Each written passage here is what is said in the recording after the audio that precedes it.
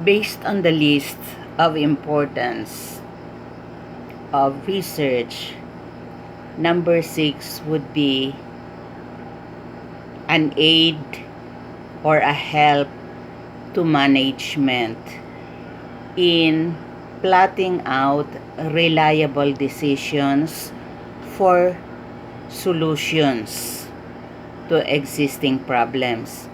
So, for a solution to be tailored to fit, to be really suited to the solution of a problem at hand, the management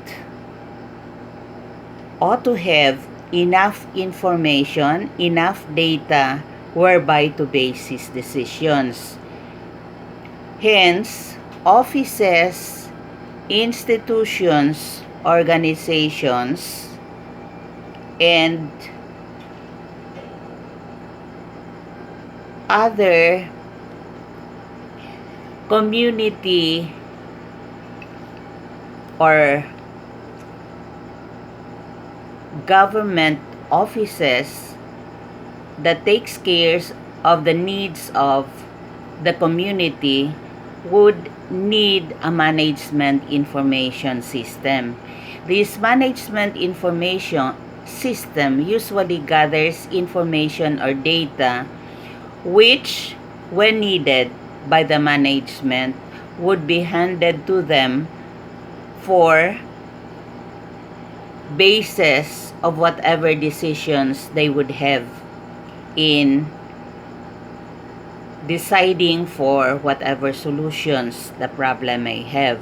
Now, this information gathering would require an intelligence report if you are in the military, or an actual research on field if you are a civilian. Now, some of these may employ gadgets for data gathering. You may have camera. You may use a camera.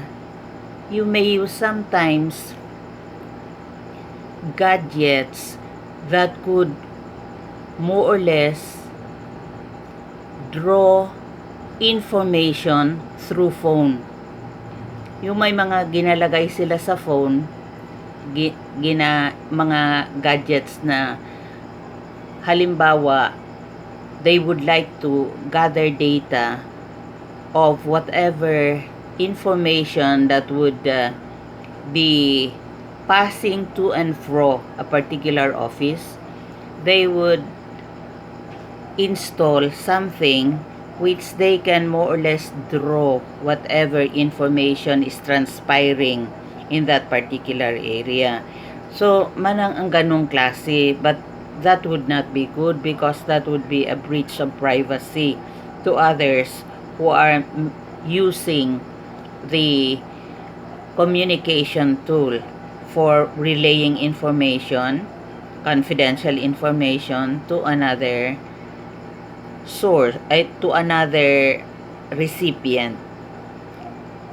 You may be the source of the information and you would like to relay it, and the return information, you become the receiver and the other person becomes the source of information.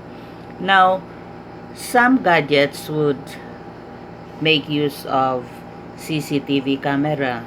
So, sometimes crimes and decisions for the guilt of one person may be decided based on captured evidence through camera. Sometimes, yung CCTV camera, no? Sometimes, yung drone ginagamit nila to gather information. Sometimes yung mga pets, no? Lagyan nila ng gadget ang pets, tapos papuntahin doon, pagbalik, meron yan diyan sa gadget na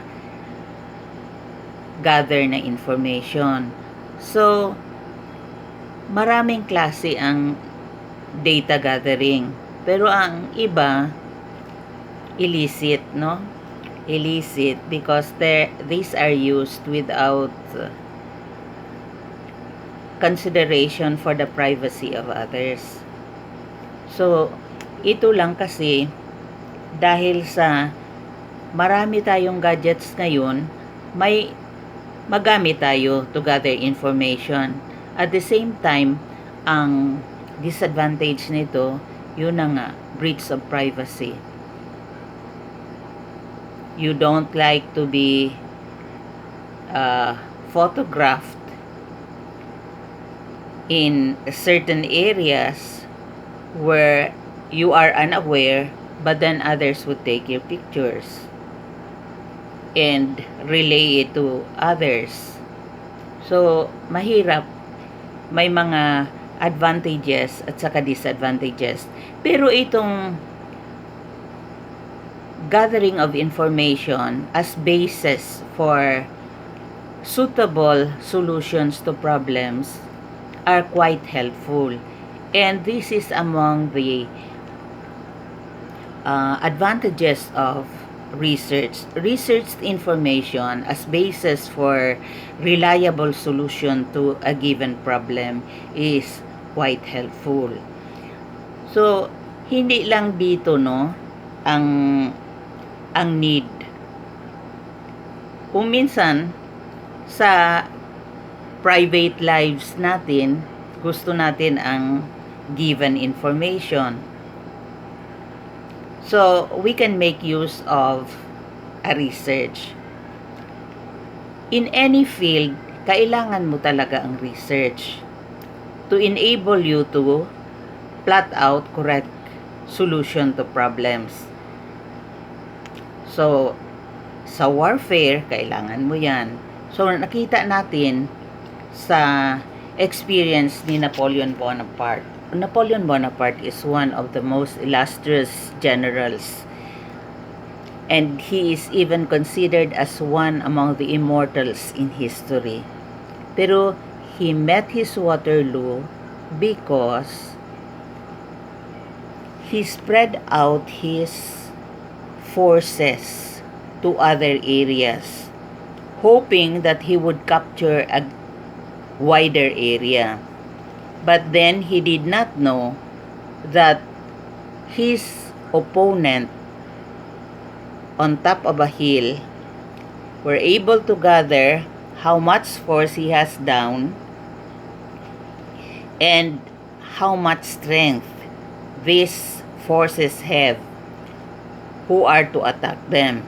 So they were able to plot out correctly the defeat of this troop of Napoleon.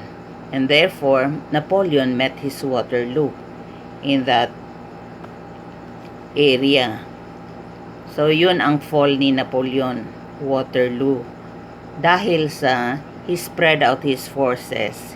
He did not try to find out the force awaiting his army in case he would order them to attack. That's why many have died. In fact, when he came back, the area was stinking of dead corpses of his soldiers. So had he